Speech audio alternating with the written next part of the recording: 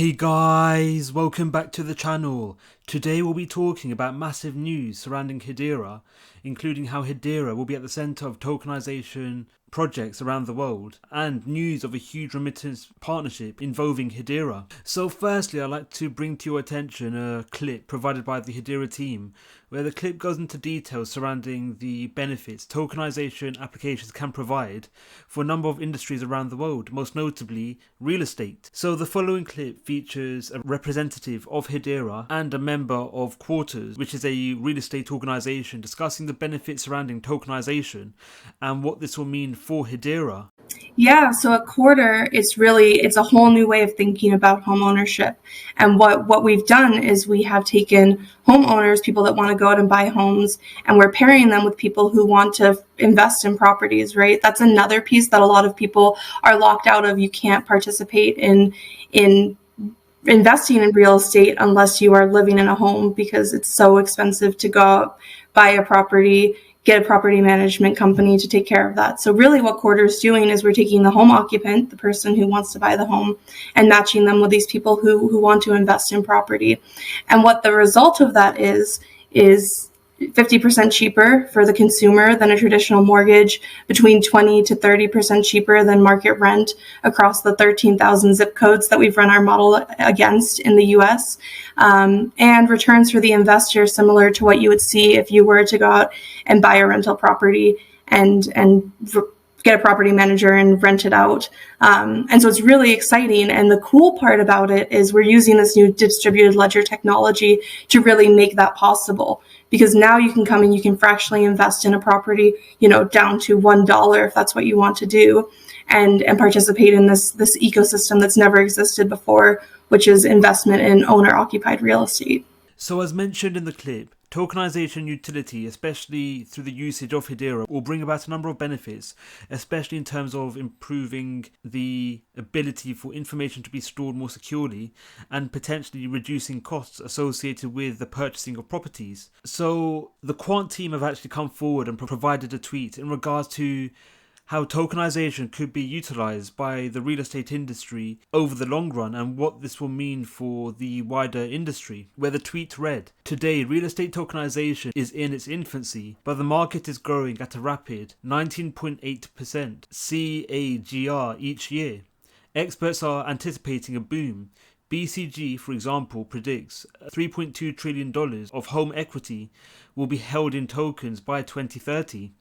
So the huge news surrounding the potential upsides involving tokenization of real estate, especially over the long run, will be extremely bullish and exciting for all DLT projects, especially Hedera, where Hedera comes with a number of innate qualities and benefits which puts it ahead over other DLT projects on the marketplace.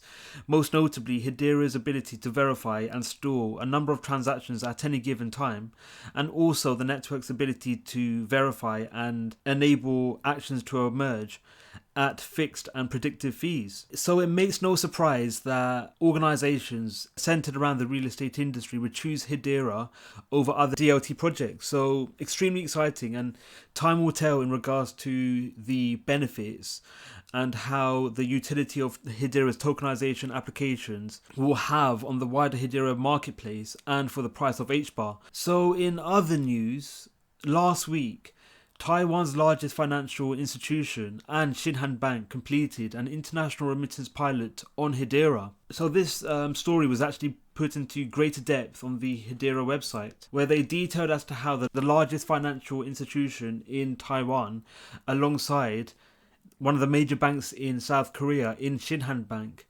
completed an international remittance pilot, which was all authorized and enabled through Hedera's network, where through the usage of Hedera's network, stablecoins, which were actively minted as a representative of given currencies of the mentioned nations, were created on Hedera. So the creation and the minting of such stablecoins were used as a means of actively and enabling the ability for transactions to occur between the two financial bodies. And again, this brought about a number of benefits for the overarching Hedera network, as we actually saw a relatively large spike in the price of HBAR upon this trial. So again, this collaboration involved SCB TechX, which is again based in Taiwan.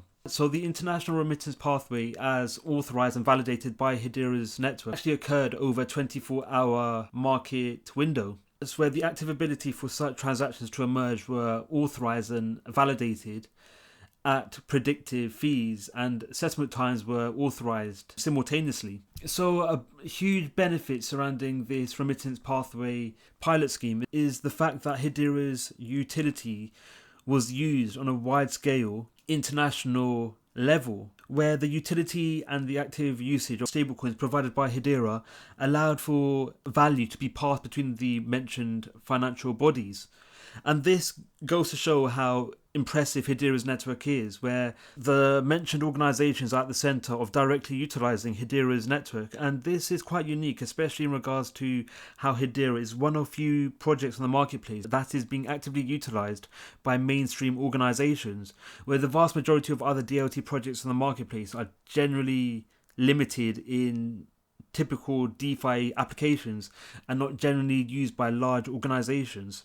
So this puts Hedera ahead again among the vast majority of other projects on the marketplace. So the main reason as to why the mentioned organizations and financial bodies chose to utilize Hedera's network for this payment process is due to the innate qualities and benefits and the significant advantages Hedera's network provides compared to traditional legacy infrastructure, where through the utility of Hedera's network, the network is able to bypass expensive transaction fees, limited operating hours, a lack of system standardization and system complexity, where Hedera's competitive advantage against all of these intrinsic features makes Hedera potentially the go-to option for future remittance pathways.